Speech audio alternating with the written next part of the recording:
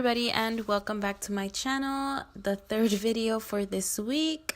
In this video I saw inspiration through Instagram of an outfit that I wanted, and I couldn't purchase it online, so I went ahead and thought to myself that I'm just going to make it because I really fell in love with it.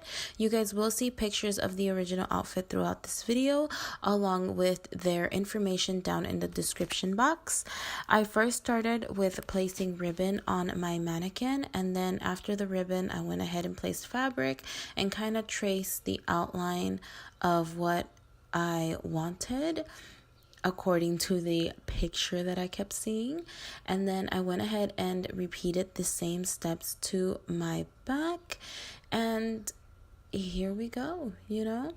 I saw this on Instagram, and then I went on Pinterest and I started looking up different sorts of jumpsuits, and this one specifically kept popping up and I couldn't order it. And I don't get like that. I don't get, oh my gosh, I need this in my life. That's not me. I always try to really think about purchasing something for myself. So for me to really want this, I decided just to make it. I was like, you know what? Let me just try and make it. Once I had kind of like the shells of what I wanted, I went ahead and transferred them onto paper. I honestly have no idea what I was doing. I'm sure that I'm not doing things correctly, but this is kind of the flow that I'm in. And I went ahead and tried these pieces on, and I promise you guys there is a bigger vision for this, okay? Stay with me.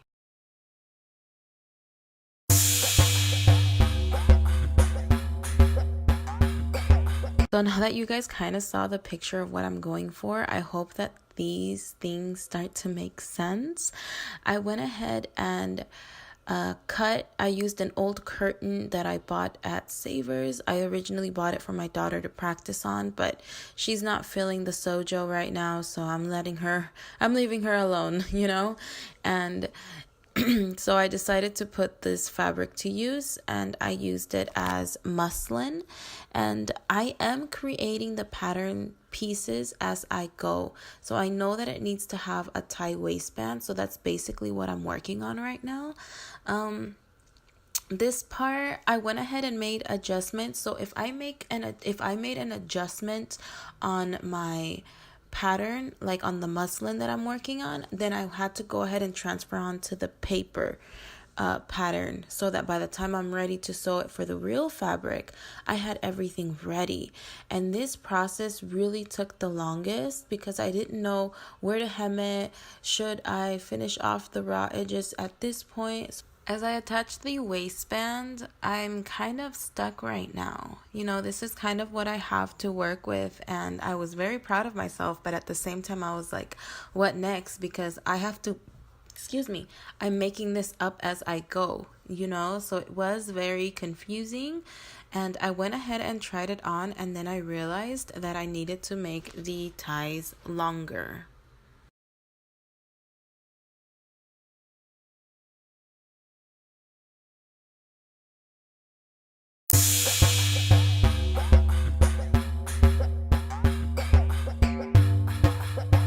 All I did with the pants is I just traced my Joni jumpsuit pants, and then I cut it in the middle, and then I added paper, and then I made smaller adjustments on all my pattern pieces, and then I was ready to cut out with the fabric that I was going to use. And I chose this blue that again I bought at Savers. I think it was $6.